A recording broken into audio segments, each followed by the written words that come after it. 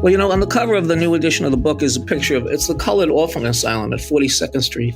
And it had about 200 black orphans. And on June 13th, 1863, I'm just looking at it now, it's in total flames. It was the first thing the mob attacked. They set it afire. The 200 orphans were lucky enough to escape. So I said to myself, most of the rioters were Irish. Most of them came over during the famine. Most of them had never seen a black person till they came here. And there's this mob outside this orphanage trying to kill 200 orphans. How does that happen that quickly? How do you generate that much hatred in so short a time? And I think it's part of what's happened in America, the animosity towards African Americans. It's an American virus. It's like our COVID-19, but it never goes away. That was Peter Quinn, author of Banished Children of Eve, and I'm John Lee. And I'm Martin Nutty, and you're listening to Irish Stew, the podcast for the global Irish nation. Today's episode of Irish Stew is sponsored by Ogham Art, where you can find original prints, jewelry, home decor, and custom gifts featuring Ogham, the first written form of the Irish language. Visit oghamart.com, and that's OGHAMART.com, and listeners can save 20% at oghamart.com using coupon code Irish Stew. That's OGHAMART.com. Hi there, this is Martin Nutty, and you're listening to Irish Stew, the podcast for the global Irish nation, and I am joined today by John Lee. How you doing, John? Doing fine here, Martin, and looking forward to talking to our guest today, Peter Quinn. Peter is an author of my candidate for the Great American Novel, Banished Children of Eve, which has just been republished, and we're going to talk about that. But he also wrote a great, I don't want to use the term mystery trilogy because I don't think it does justice to these three books that Peter wrote in reverse order: Dry Bones, The Man Who Never Returned, and Hour of the Cat. And then the first book that I read of Peter's, Looking for Jimmy, A Search for Irish America. And before I bring Peter on, I'm going to just relate how I got to know Peter. Martin likes to play 2 degrees of separation to figure out how Irish people connect. But for me, I met Peter at a period of my life when I say I was wandering in the desert. And I met Peter Quinn, and along with Paul Doherty and Marianne Pierce, they really opened the door to the Irish door for me. And it opened up tremendous opportunities. And that's basically why I'm here doing Irish Stew, is due to Peter Quinn and a few other folks. I worked with him on this effort to save St. Bridget's Church in the Lower East Side. And I see from picking up Looking for Jimmy again, that's where Peter's father was baptized. Correct, Peter? Yeah, it was a famine church. It was built in 1848. And my family originally, the first part of my family arrived in New York in Manning's in 1848, and that was their parish. So we were very attached to it. And then Peter brought me in to work with the Irish American writers and artists. And I have to say that experience kind of formed some of the viewpoint I bring into Irish Stew, that idea of an Irish American identity being something related to but distinct from an Irish identity. And that's some of the things that Martin and I look at here on Irish Stew. And, it's funny, Peter, I was just thinking as I was talking about in my mind, coming up with that idea of the Irish American identity related to, but different from. I almost had this sort of Old Testament, New Testament kind of view of, Irish America related back to Irish. Kind of like, the people of the book, but, separate identities beyond that sort of basic shared. One of the most shared things, at least in the 19th century, I grew up in the Bronx. Everybody was Italian, Irish, Jewish, but our total sense of Irishness was the Catholic Church. My parents didn't read Joyce or Yeats.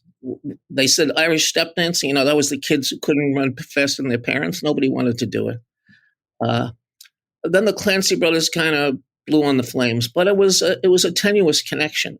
Still, we thought of ourselves as Irish. And that had been the main organizing principle of the transatlantic Irish community was the Catholic Church. A lot of the culture, the songs, the stories, a lot of them were lost. And it's interesting, one of the first times I really identified as Irish was reading Portrait of the Artist, because the education he had was the exact same one I had parochial schools in the Bronx with the Sisters of Charity, the Jesuits, and the Christian Brothers. And I could immediately identify with that. But as for, Irish history, I went to parochial school from grammar school, high school, college, and graduate school. All of them were post-famine schools established by orders, mostly staffed by Irish Catholics. I never heard the words Irish famine. It wasn't part of who we were. And, this image of the Irish obsessed with their own history, it didn't happen to be the fact. I mean, there were kind of the ornaments of Irish history they might have been interested in, but not the real thing. We had an ashtray in the house with the Quinn coat of arms on it. It was like, what the hell is this? Peter, that's so similar to another guest we had, a writer named Jack Byrne from Liverpool. Now, Liverpool is an intensely Irish city, and he grew up, but for him, it was Catholic culture. Yeah. Not Irish culture. And they were that much closer to Ireland and closer to the immigration. And even there, they did not think in terms of Irish. It was in terms of Catholic Protestant cultures. Well, my mother was in her 80s. And I remember I heard over the years, I never even thought about it. Her father was from Croom, Seamus Murphy. And he was raised as an Irish speaker. He never spoke the language in front of them. Occasionally, to amuse them, he'd say his prayers in Irish. But, and I think to myself, I'm not close to the Irish language. We lost it that quickly. I have no memory of it. It's kind of amazing. Peter, it was interesting that you kind of mentioned Joyce earlier on. And I find it interesting that I'm sure the nuns would have disapproved of your reading anything about Joyce. And I was explaining to some of my family back in Ireland, Banished Children of Eve. Apparently, they haven't read it, so there's a possibility of new customers there. And I tried to describe the book to them, and I kind of struggled a little bit with that description. And to some degree, when I started reading the book, it felt like I was being immersed in 19th century New York with all sorts of kind of foreign things to my modern mind, which reminded me a little bit of, reading Ulysses. Was that a model? Was that in your mind when you started writing this book, that you were going to try and immerse people in this strange 19th century world? Yeah. Well, it's really interesting you say that, because that to me it's so, I never even say that because it sounds so pretentious. Yep. Bring in Ulysses. But the book starts in June 1904, which is not an accident. Which is when Ulysses is situated. And yeah, I did have that in mind. I would not even pretend to be in the same alphabet as Joyce. But that was the image, that was the model I used. I read Ulysses several times. The first time I read it, I was in graduate school. I had a great professor who took me through it. So it was never a mystery to me. And I kept it in the bottom drawer of my desk because I had never written fiction. And every time I would get stuck, I would open it and just read a passage somewhere. And what it always told me is you can try anything as long as you make it work. And also these multiple viewpoints of things that I felt in the novel, writing about 19th century New York, I couldn't capture one character. And, I started with, it was going to be the story of the Irish immigration, which, 1 million people came into New York in the space of 10 years. It was an incredible deluge of poor, uneducated people. I started with that, and then I originally wanted to write a history. And then I decided, I couldn't reach the people I wanted to reach because 99% of human history is not in the records. So the only way I could reach these voiceless people would be in a novel. And then I went to Ulysses to kind of learn, how do you do this? What do you structure? What are the rules? And I found the rules are what you make them. I never went to a writing class or read a writing book because I did read books on writing. And I said, well, this is how they write a novel. I don't want to write a novel the way somebody else writes a novel. And I was really blessed with being ignorant. I didn't know enough. And I had a full-time job. So, but to get back to, I started with Irish characters, but New York in the 1840s was becoming a cosmopolitan city. It had been a kind of Yankee trading post. And all of a sudden, these groups were coming in and colliding with one another. And the oldest ethnic group in New York, next to the Dutch, are African Americans. And when the Irish came in, that was the group that they were on a par with, African Americans. So I said, how can I write and not bring in African Americans? Well, that's a big leap. I'm not African American. And then I had an Irish maid, and I said, well, I have to have an African American counterpart. I have to have a Black woman. And that stopped me for about a week. I said, how am I going to write a Black woman? And what I found is if you let go, this is my feeling about novels, the whole human experience is in us all. If you go deep enough, you can connect to it. And the thing about America, they now have this thing about appropriating other people's cultures. That white people shouldn't write about Black cultures. White people shouldn't write about Hispanic. Hispanic shouldn't write about Blacks. My feeling is in America, everybody should write about everybody else. It's like that's our national right. We don't have a national culture. We have all these other cultures, and we should be learning, as well as learning our culture, we should be in other people's culture. It's kind of interesting, that notion, because, the phrase or multicultural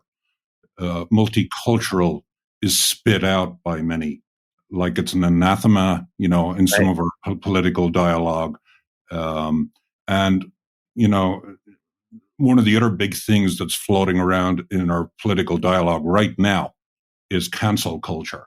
So if you say something that's wrong, and I know, before we hit the record button today, we kind of talked about your recent conversation with Lenny Underwood, where you're basically talking about the use of the N-word. Right. How do you write a 19th century novel without using the N-word? And so, how do you see that now? Like, if you were writing the novel right now, would you still go ahead with that? And would you be worried that it would be received poorly right now? I would still go ahead with it, and I would worry. It was great to talk to Lenny. Lenny's a really accomplished African-American actor and performer, and he had the same opinion. He said, how are you going to write a book about 19th century New York rioting, a race riot, and not use the language that was used at that time? I mean, you have to be sensitive, but at the same time, you have to be truthful and accurate. And it's not gratuitous use of the word. You read anything in the 19th century, accounts of people's lives and stuff. Stephen Foster was a great American songwriter, right?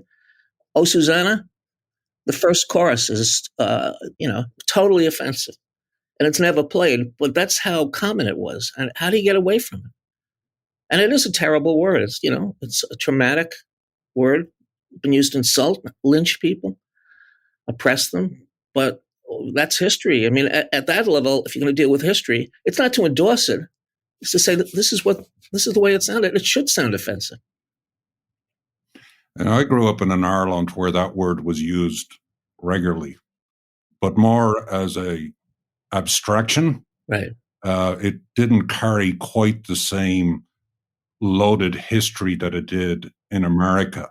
Now, I'm ashamed that was used so frequently. Right. And I'll tell you an interesting story. My very first year in New York in 1983, I was working as a security guard at St. John's University. There was a lot of old Irish cops that were retired that were also working as security guards there. One of them heard that I was Irish, and we were working to, or it was pretty obvious I was Irish, and we were working together one day, and he kind of beckoned me in and he said, Martin, do you know what the difference is between an Irishman and a Black man? And the response was, Irishmen are just simply the N-word turned inside out. And I was just shocked. Right. But it was almost like I was seeing the tail end of, let's say, the mindset that your novel portrays. It was still alive there. Now it's been driven underground, I think, a bit more until the advent of Mr. Trump which has kind of allowed some of these kind of creatures to crawl out of the nether regions of the American world. But I think it goes to the where I'm going here is that we have to come to terms with our history.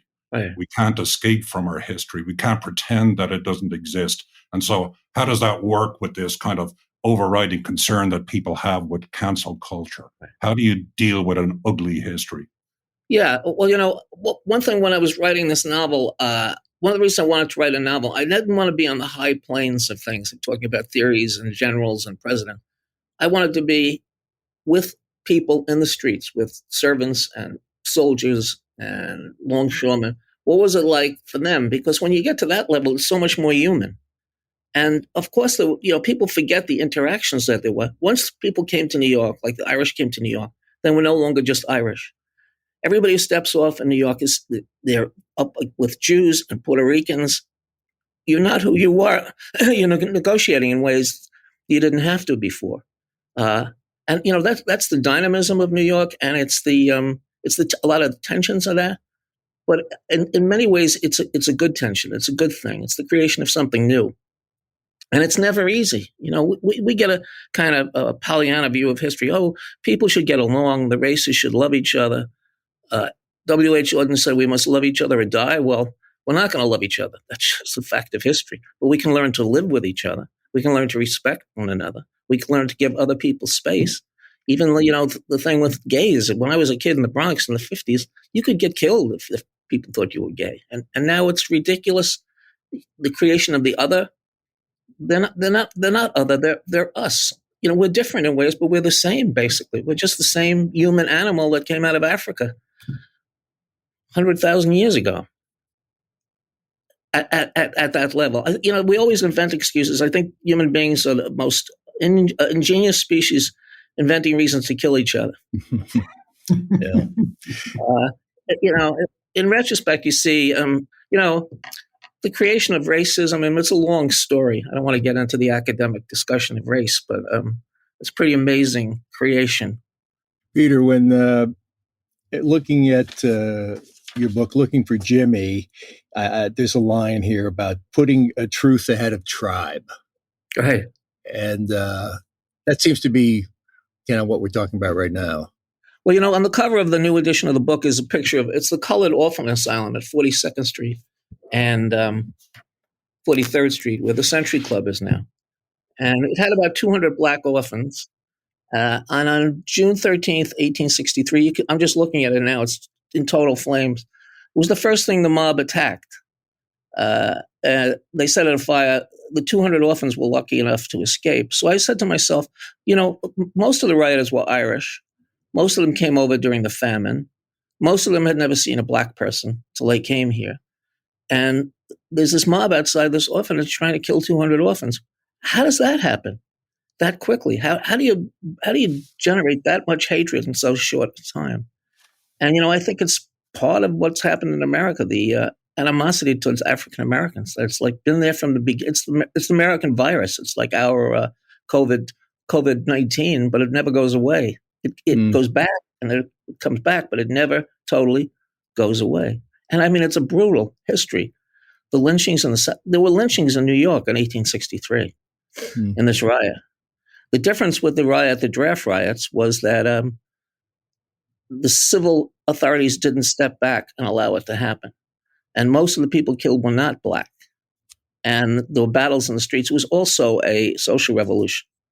And a lot of the people who were in this riot were Irish immigrants. And I always say this riot is unable to be understood unless in the context of the famine, who these people were, the way they're striking out in all directions, the anger, the fury, the willingness to get killed in the streets to attack newspapers, the wealthy.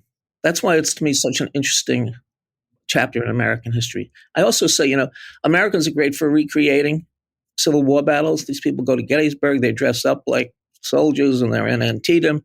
We never commemorate the draft riots. There are no reenactions of the draft riots because we don't have to. We have Ferguson, we have rioting now in the streets over the same things as the draft riot. It's the perennial story in American history. And it's American history, whether do we solve it? I think we might. It might take another generation, but I do think there is progress being made. And we're trying to do something nobody's ever done before, create this multi-ethnic society where one group isn't getting power to kill the other. I mean, this is a pretty good experiment, I think. Yeah, I think it's easy to be from a country to kind of decry racism in America if you're from a country that has no races. Right. If you're the only race, it's pretty easy to be above the fray and not have any racist tendencies. But I get a kick out of the French don't consider themselves racist. It's like, yeah, give me a break. You helped invent it. You touched on something there that I was going to go to about the famine, and the driver that sent all these Irish to our shores, and there was something from the Jimmy book there about the famine and the effects, how the effects insinuate themselves across in institutions and families, played out across generations. Right. Yeah. My family came in the 1848. I knew nothing. One of the reasons I wrote a novel was I knew nothing about them. I knew they came from Kilkenny. I knew they had relatives in Fordham and who gave them the passage money to come over. But, that was about it. And I found out all this stuff. I had relatives. My grandmother was one of 5 children, we were told. She was one of 10. 5 died. I have a grandaunt, great-grandaunt, 2 of them.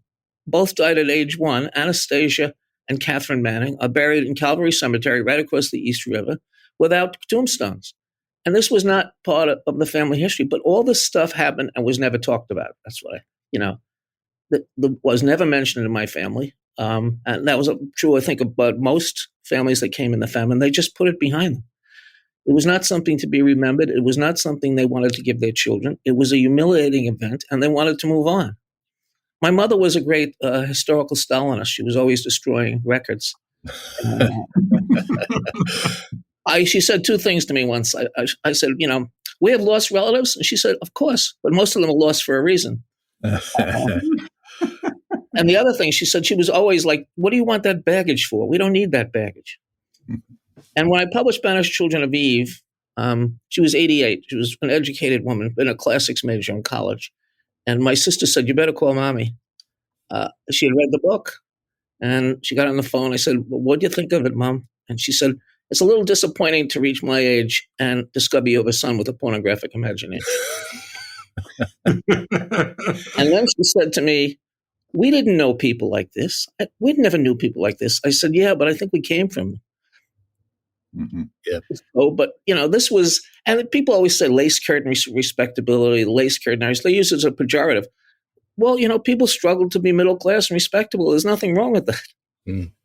My grandmother, her mother, Catherine Murphy, got her first pair of shoes when she went to First Communion, and they put that behind them. There was no romanticizing poverty. They rarely spoke about Ireland. Nobody ever went back. But, my grandfather's an Irish speaker. So go figure, as they say in the Bronx. Go figure. It's interesting, this kind of drive for respectability, by certain Irish people.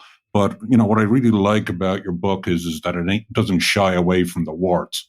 Right. It opens up essentially with an early morning drinking session. At least Jimmy Dunn, who's one of the main characters, is observing the Irish, heading off to work. Yeah. And before they hit the job, they need a couple of shots of whiskey to get things, going, either to warm themselves up or to stop the shake in their hands. Right. And so I can imagine how your mother might be appalled, by this kind of portrayal of Irish people. Right. And Irish people themselves, anytime around St. Patrick's Day, you will hear this horror of the depiction of Irish people as a people that is basically, described by their drinking habits. Yeah.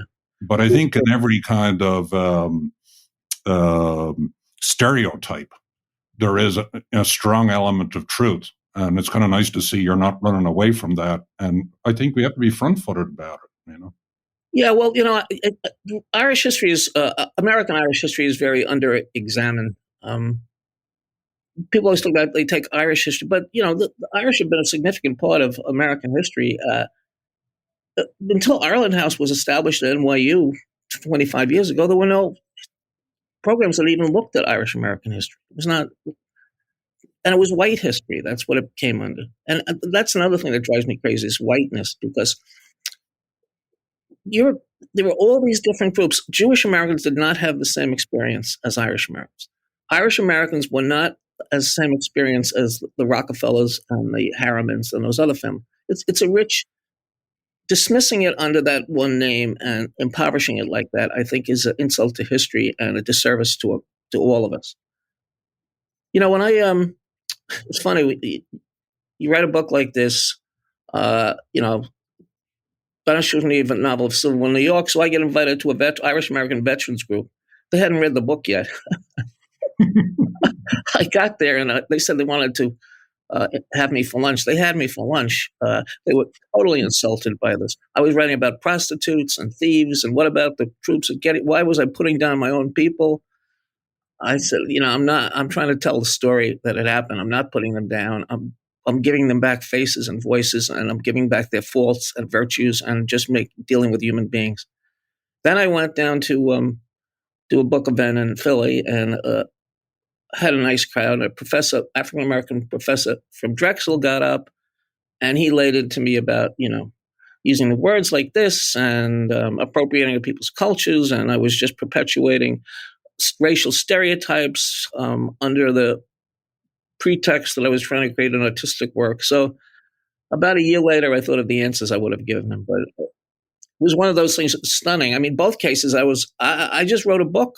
I just told the story that I wanted to tell. And, they started telling me about, well, you should have done this. I said, well, yeah, you go write your own book. I'm not stopping you from doing that. You want to tell the story of 19th century New York and not use the N-word? Go ahead. Mm-hmm. Hey, Peter, you mentioned saying some, maybe unkind things about the Irish tribe. How about this comment here that's in the early stages of Banished Children of Eve? Trusted one of his own, forgetting that while the sons of Israel produced the true and original Judas, it was the Irish perfected the type, spewing forth rank after rank of Judases in every generation. Yeah. Ouch. The informer, always the informer in Irish history, Knock-on-Nolan. Every revolution that there were informers in it, and they played that role. I think that's a stalwart image from Irish history, the informer. Well, I'm interested, the book itself is interesting because it doesn't have a central character that's on stage all the time. There are multiple characters, can list, Jimmy Dunn, the thief slash confidence man, but you also have Dagger Hughes, Archbishop Dagger Hughes floating around there. You obviously have Stephen Foster floating in there. So you have fictional characters, you have real historical figures, and then you got a guy like Waldo Capshaw also floating through this. Right. And I think one of the early criticisms of the book was it lacked a central character. Right. And I think one of your responses to that, well, the central character is actually New York City. Yeah. And so to tell the story, it seems you pulled all these together. Yeah. Was that how you set out to do it? No, I never had that. I set out with nothing. Began with a conversation in a bar. I had no outline. I just kind of, characters started to come to me and I couldn't stop them. And that just came to me. And the thing, I worked for a while on the title, and I said a prayer as a child that I've always loved, Salve Regina, Hail Holy Queen, Mother of Mercy, our life, our sweetness, and I hope to thee we cry, poor banished children of Eve. So that was in my head. And then I said, all these people don't share a lot, but they're all coming to New York as exiles. They're all banished from somewhere else. And they're all under that same rubric. And the thing that's, as you said, is that I thought of the center of the book is New York City. Nobody comes to New York and isn't changed by it. People are elevated, demoted, destroyed, enriched, but they're not the same. The city changes them, and they change the city. And, I have somebody like Hughes from Ulster. churchmen trying to organize the Catholics of New York who were totally disorganized. They're not the Catholics of the later 19th century. Or Charles Bedford, who's a rich broker, but he starts as a farm boy on Eastern Long Island. Or Eliza, who's from a black community on Staten Island. Everybody is coming from somewhere else to find, what they're looking for, which is a way to live that they can enjoy and be happy in. The simple things that human beings want and are so evasive for many people. Peter, somewhere I picked up kind of an evolution of the Irish American personality in your writing, and it's a sort of evolution from Paddy to Pat to Jimmy. Right. And I think in Banished Children of Eve, we're in the Paddy stage.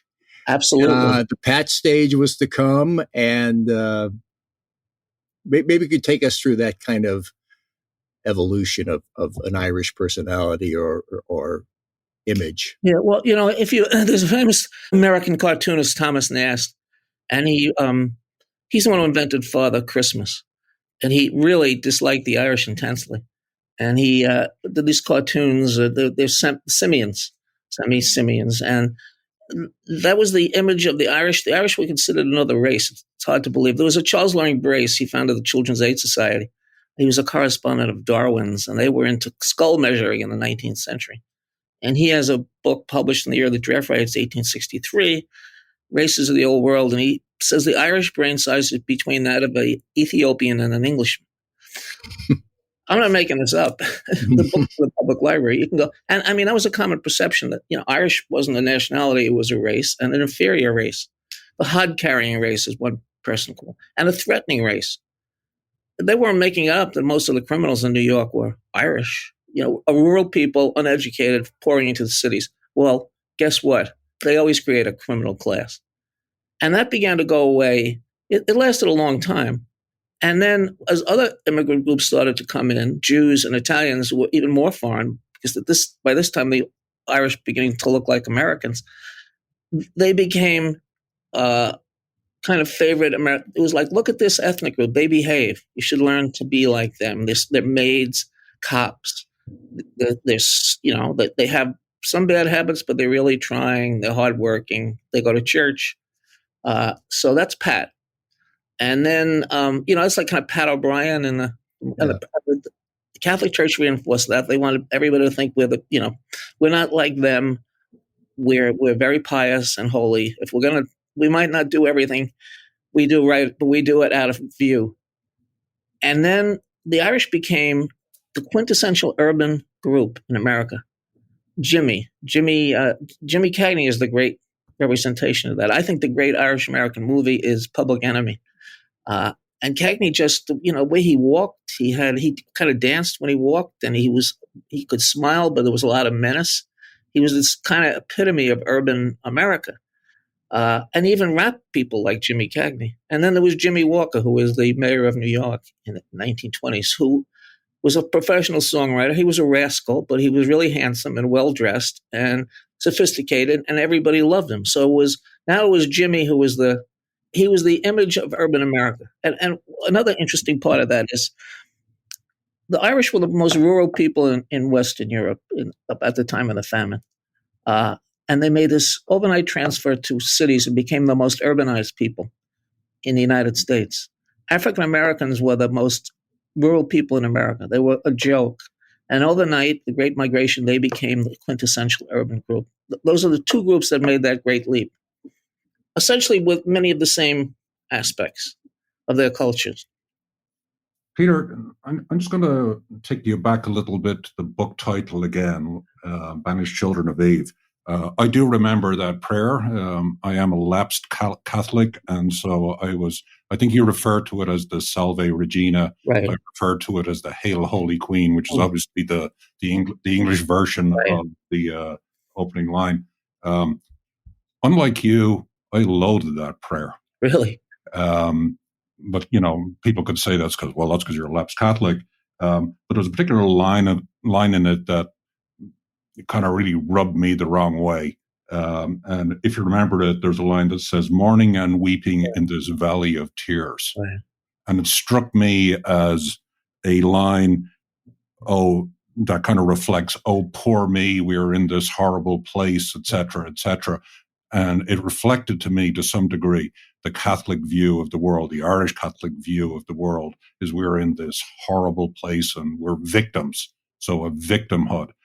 Can you talk a bit about the Irish and victimhood and how that plays out a little bit in your book? You might have a different appreciation of the prayer if you were in a coffin ship on the way to America. Or, if you were an African American in the colored orphan asylum when the mobs were attacked. My perception of life is that at some level, we all are mourning and weeping in this vale of tears. Mm-hmm. I guess I'm just have a darker view of life, but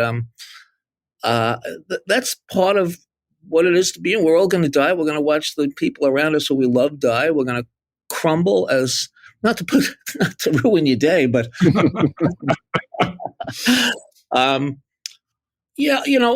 I say in America there's a cult of victim. Who suffered the most? Because African Americans suffered this. Well, we suffered more than that. Or the Jews, the Holocaust. Well, the famine was worse than the Holocaust. Well, it wasn't, but the different events to begin with. You don't have to compete to see who suffers the most. I always loved Pete Hamill. He said, Jews and Irish are always talking about how much they suffered. He said, when the end of the world comes, it's going to be the headline of the New York Post is going to be, "End of world arrives, Jews and Irish to suffer the most." You're right. There is victimhood is not just. It's interesting because in the 19th century, nobody wanted to be a victim. I talked about the ashtray with the coat of arms. Everybody wanted to be not have suffered, be from the superior class, the colonizing classes, and now it's kind of reversed. The true authenticity is connected to how much your ancestors suffered. Speaking of ancestors and the kind of mix we have here in New York, I think the first time, Peter, I ever encountered you was at some event that had to do with the fire department. Now, was your arraignment, John, that day? I get these things mixed up. Oh, do tell, Peter. I want to hear this one.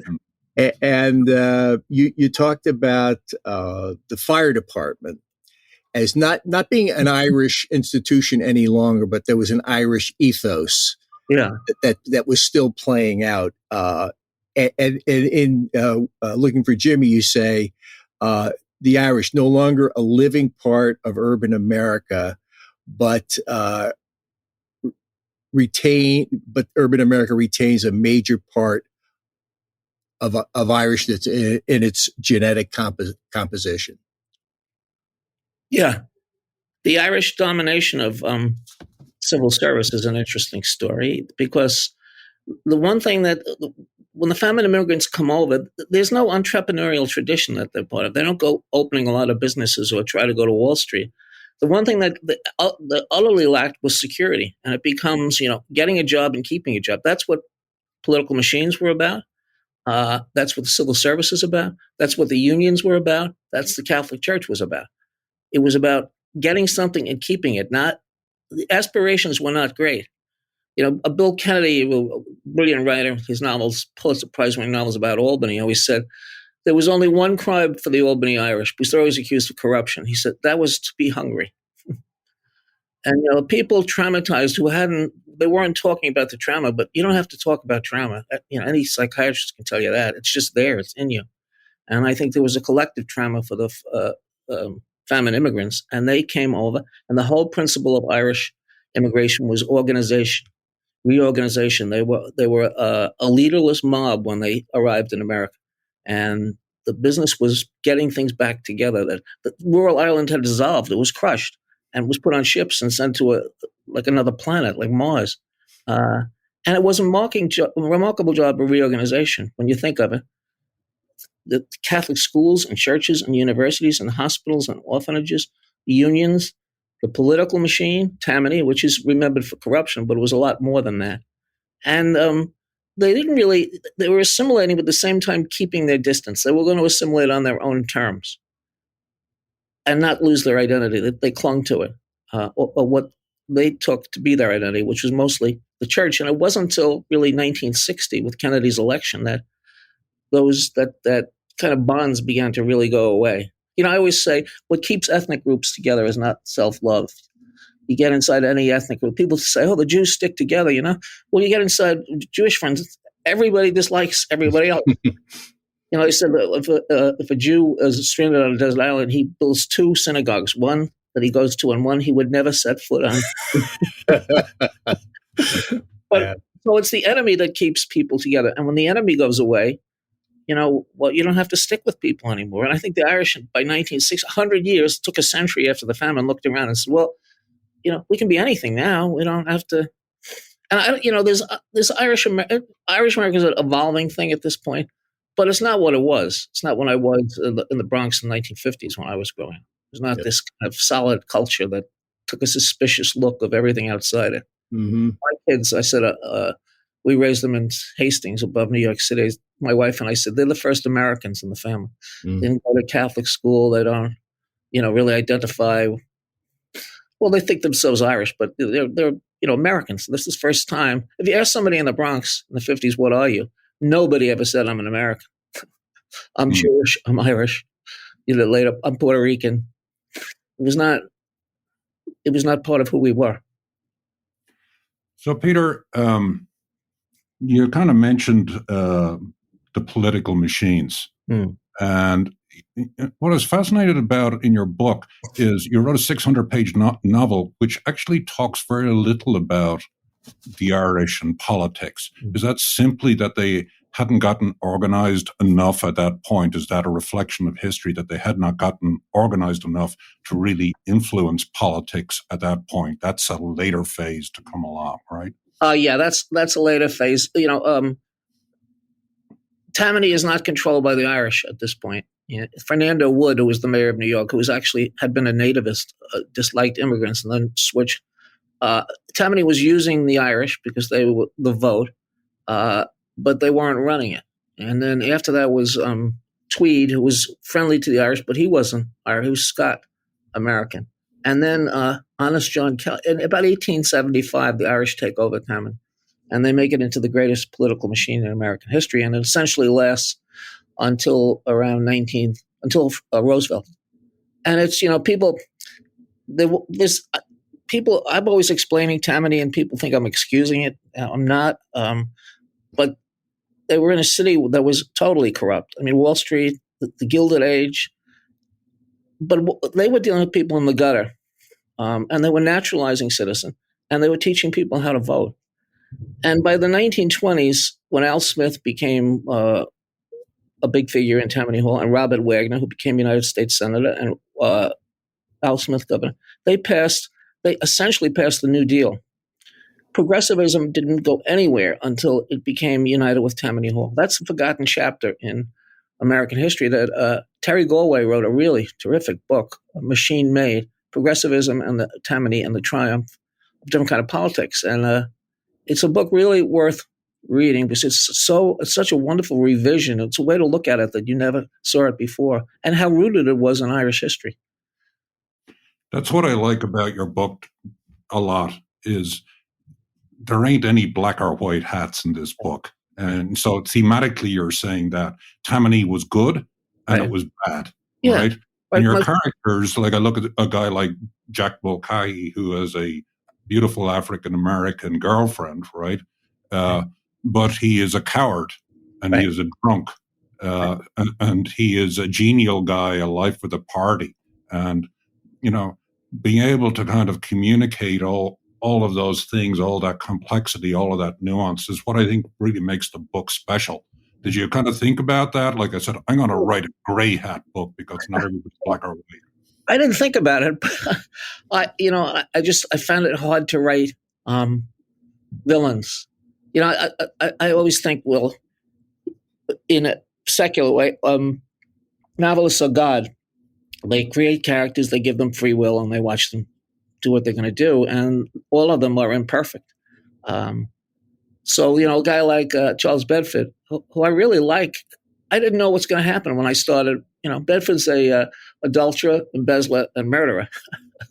But I kind of liked him. And he's all those things because he has to be to survive. And, I'm sympathetic to him, but he's not a good person. He escapes.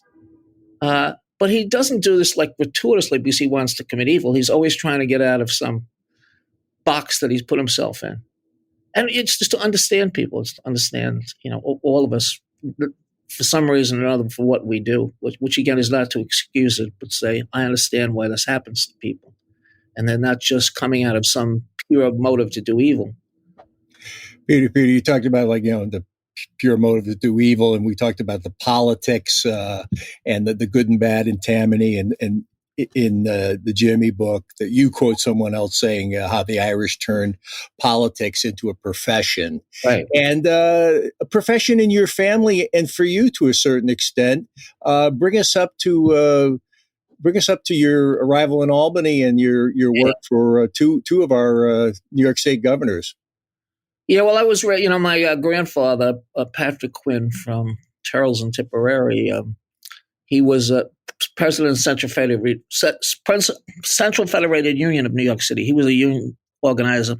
He had been in the Pullman strike, and he was a Democratic leader in the Democratic Party. My father was he was an assemblyman, a congressman, and then a judge. So we were raised, the Catholic meant Democrat, and Democrat meant Catholic. It was like two things you do. And my father always said, you vote Democrat and go to mass, you can live here. Otherwise, hit the highway. And then I didn't want to be part of politics. I had seen it, and I didn't enjoy it. So I went in a different way. I went to a history major at Manhattan College. Then I left, and after I graduated, I was a Vista volunteer. It's a long story. Archivist. It was the 60s, right? You're trying to get your life together. And then I was at Fordham getting a doctorate in history, and I wrote an article in a magazine that somebody gave to Governor Carey. And he had actually known my father, so he recognized my name, and they offered to let me write a speech, the Fordham University Law School speech. I had never written a speech in my life. If I knew then what I knew now, I probably would have said no, but desperate men do desperate things. So I wrote it, and they really liked it. And then I wrote another one, I liked that.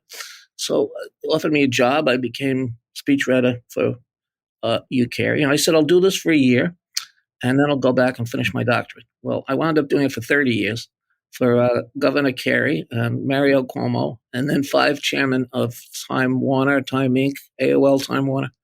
I found I could support I had the money now, and I could send my children I could give them shoes and send them to good schools. And so I just kept going. And one of the things was, that's how I kind of became a novelist, because, I had no ambitions to novel writing. It was like politics. I had no ambitions to that. But I was doing all this speech writing, and I realized, I write this for other people, and they give it, and it's theirs. Cuomo supposedly wrote all his own speeches, that was the deal. I signed on to that deal, so I abided by it. But I said, I'm going to leave this, and nobody will even know I lived. I was alive. And that's when I conceived that I really wanted to write a book. And then I conceived I really wanted to write a novel. So part of that was a sense of anonymity, that I would do all this stuff and have nothing to show for it. So, Peter, I feel your pain. My artistic output is finely crafted emails. So, hey, I don't want you to get away without glossing over the Mario Cuomo experience. I'd like to get into that just a bit, because Mario Cuomo was known as a great orator. Right. I ran into someone, I think I can't remember his name, a few years ago, who was a speechwriter for Mario Cuomo. And I said, I know Peter Quinn. He goes, Peter wrote the big speeches. And actually, Mario, strangely enough, this is the second interview in a row where Mario Cuomo has figured in, because our last interview was with Northwell CEO Michael Dowling, who was a longtime cabinet member working closely with. And he described, he was aware of you, and he described, he kind of comment like, speechwriting for Mario Cuomo must have been one of the most demanding jobs in the world. Yeah, I'd say it was like an alien life form sitting in your head and sucking your brain out.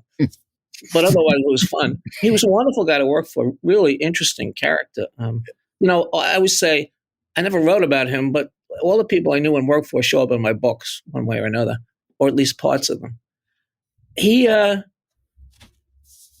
he was really intellectual in a lot of ways. Way politicians aren't.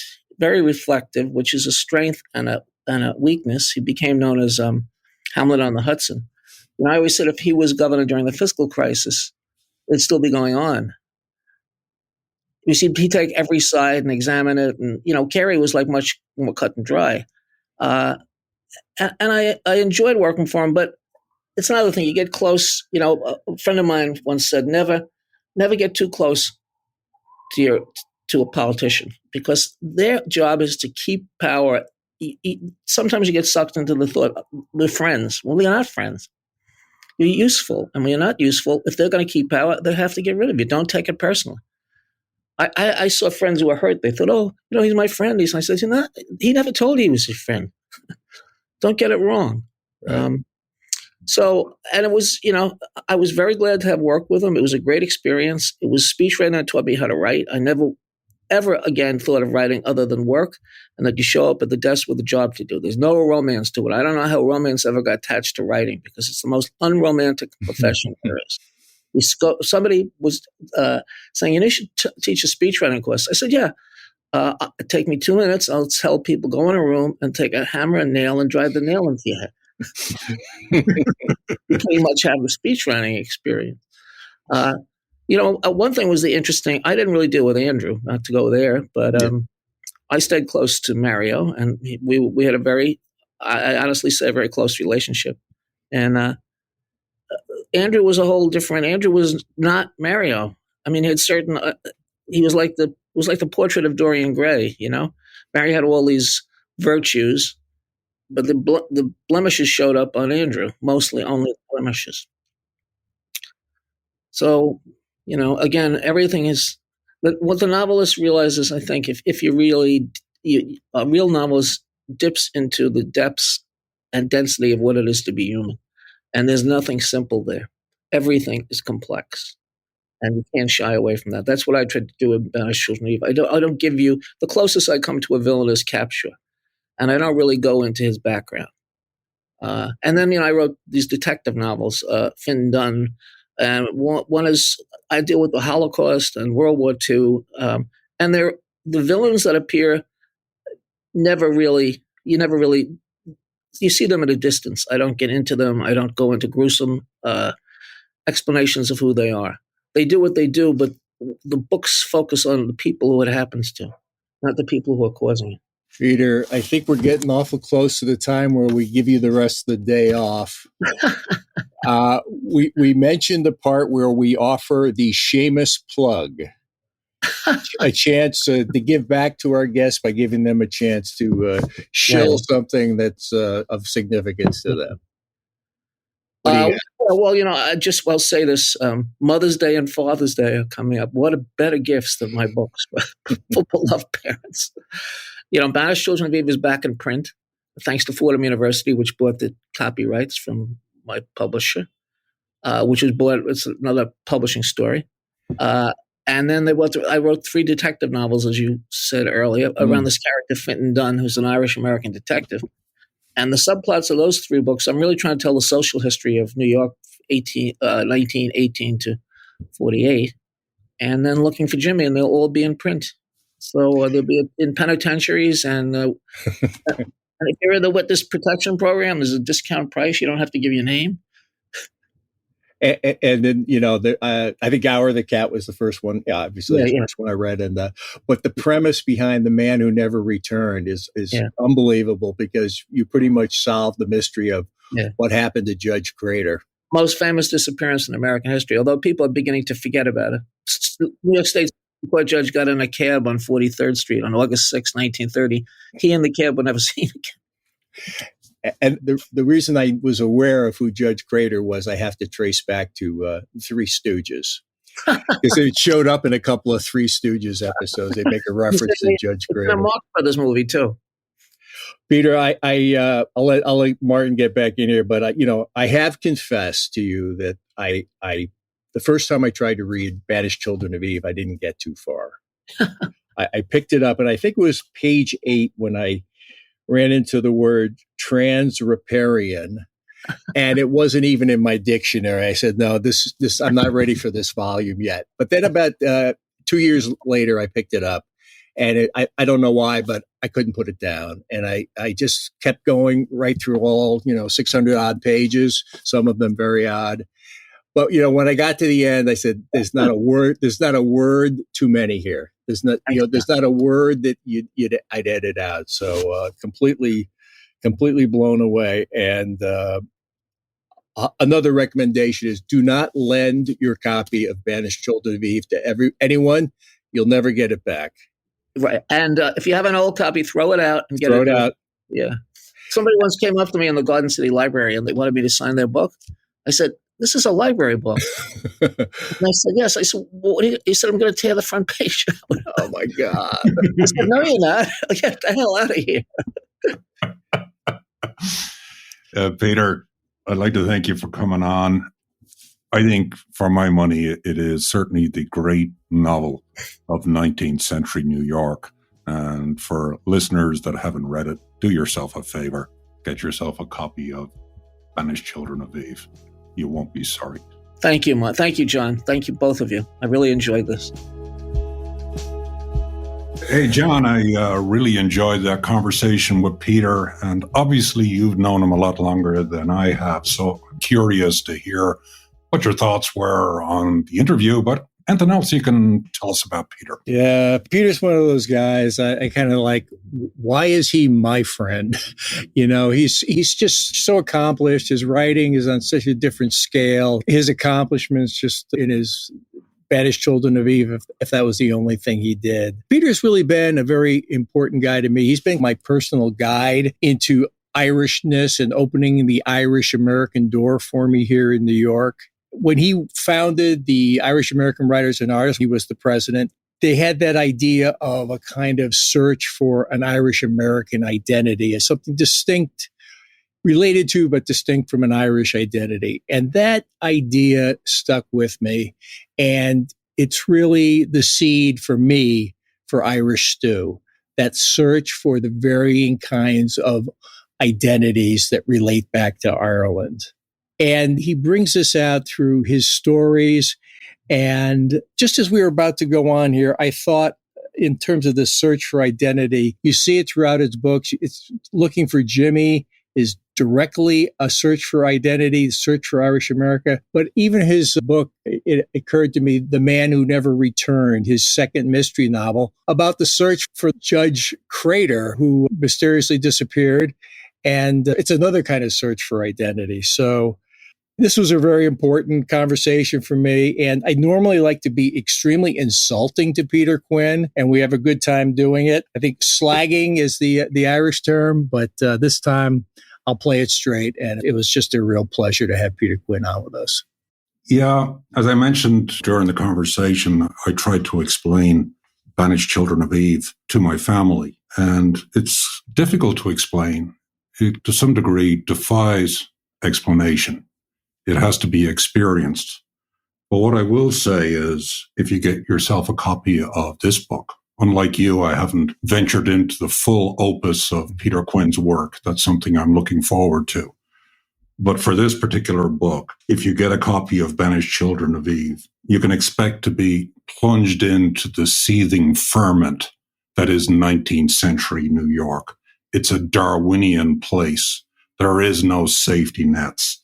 It's a visceral experience. And for my money, it is one of the great novels of New York City. And it shows the Irish in the center of things with all their warts, their wisdom, their kindness, and ugliness. And that's what I appreciate about Peter's writing, is he's trying to pursue a truth through literature. He's a trained historian, so he brings that rigor to his writing. But he knows how to turn a phrase like the best Irish authors do. Yeah, it's very rich going back and looking at it again and things start popping out to you. And there's also the story of how he wrote this novel. This is a first novel. His first novel was an epic. And he did this while working a corporate America job. He just got himself up early in the morning. got working on it, fit it into his spare time, and then eventually was able to make this kind of writing his life's work. So we're going to give him another shameless plug here. Really recommend you pick up Banished Children of Eve, just republished by Fordham University Press. So that's the best place to get the book. And the book's been in print since 1994. And thanks to Fordham University Press, it continues on. Banished Children of Eve.